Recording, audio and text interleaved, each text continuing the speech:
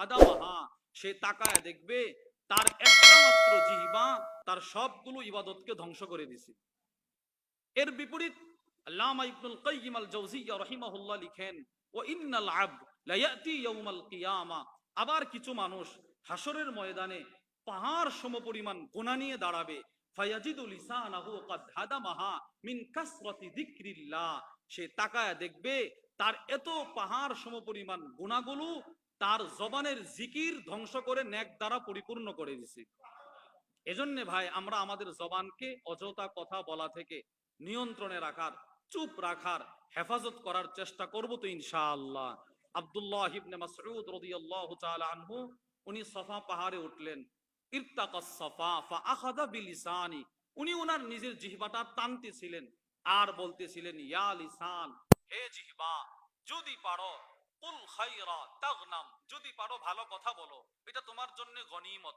ওয়াসকুত আন শাররিন তাসলাম, খারাপ কথা বলা থেকে চুপ থাকো, এটা তোমার জন্য সালামত।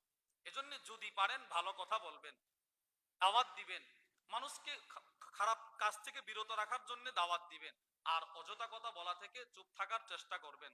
আল্লাহ আমাকে আপনাকে সকলকে অযথা কথা বলা থেকে, চুপ থেকে কবরের পাথেও অর্জন করার তৌফিক দান করুন। আমি যদি অযথা কথা বলা থেকে চুপ থাকি তো জবানকে ব্যবহার করব কি দিয়ে? জবানকে ব্যবহার করবেন এই সমস্ত কিতাব দিয়ে।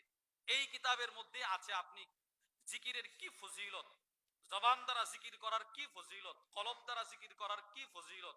আল্লামা ইবনুল কাইয়িম আল জাওজিয়্যা রাহিমাহুল্লাহর এই কিতাব আল ওয়াবিলুস সাইয়্যিব ওয়া রাফিউল কালিমিত তাইয়্যিব, এই কিতাবের মধ্যে জবানকে আপনি কিভাবে ব্যবহার করবেন সে বিষয়ে সুবিস্তারিত আলোচনা আছে, যেটি আমাদের শায়েখের নির্দেশে বাংলা অনুবাদ করা হয়েছে শুধুই মাত্র আম জনসাধারণ সহজে বোঝার জন্য।